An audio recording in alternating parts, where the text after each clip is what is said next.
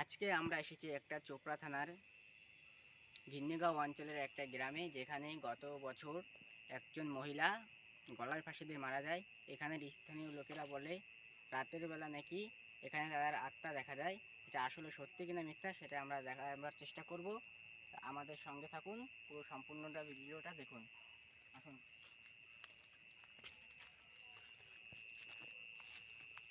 এখানে দেখতে পাচ্ছ গলার কলা গত বছর দেওয়া হয়েছিল।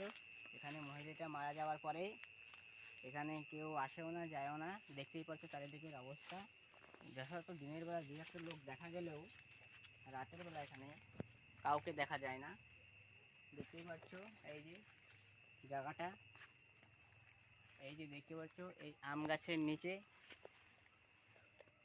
এই যে এই গাছের এই ডালটার সঙ্গে মহিলাটা ফাঁসি দিয়েছিল। চারদিক দেখতেই পাচ্ছ। খুব অন্ধকার, রাত 12টা বাজে। এই টাইমে বছর কেউ দেখা যায় না। দেখতেই পাচ্ছ খুব অন্ধকার চারি সাইড। কোথা থেকে যেন কল চেপার আওয়াজ আসছে। আমার তো খুব ভয় লাগছে, কারণ রাত 12টার সময় কে বা কল চিপবে। কলের শব্দ হচ্ছে। আসেও দেখা যাক কলটা ওদিকে আছে, তো আমরা দেখাবার চেষ্টা করব। সঙ্গে থাকো।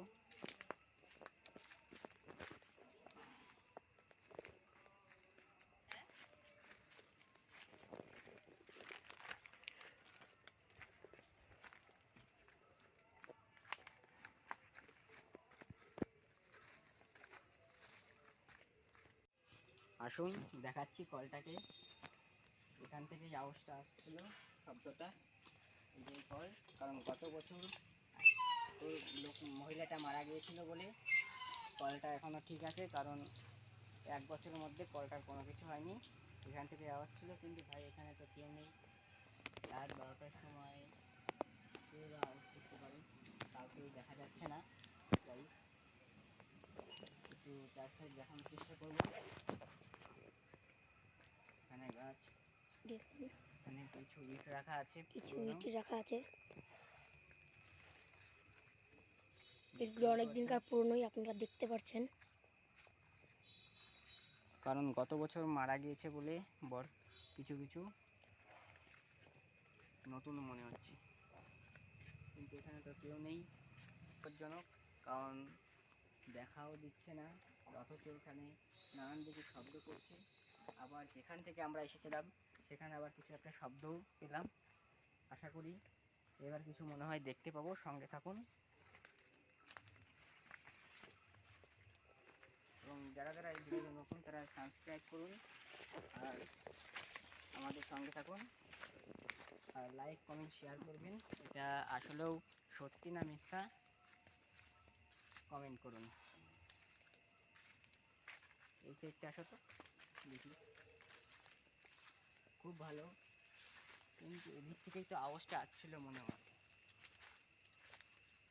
এদিক থেকে আওয়াজটা আসছিল, কিন্তু সঠিক কোথা থেকে আওয়াজ আসছিল সেটা বোঝাটা মুশকিল, কারণ চারিদিকে ঝিঝি পোকার ডাক। খুব সাবধান। আমার গাও তো পুরো ঠান্ডা হয়ে আসছে। দেখতেই পাচ্ছ খুব অন্ধকার, রাত 12টা বাজে। তো এখান থেকে আমরা এখন চলে যাব, কারণ কিছু দেখতে পেলাম না। এটা আসলেও সত্যি কিনা মিথ্যা সেটা বলতে পারছি না। কারণ এখানে থাকাটা খুব বিপজ্জনক। যেখানে সেখানে সাপকুপ ব্যাঙের ভয়, কারণ এখানে এখন বর্ষার টাইম, যেহেতু থাকা আর উচিত হবে না।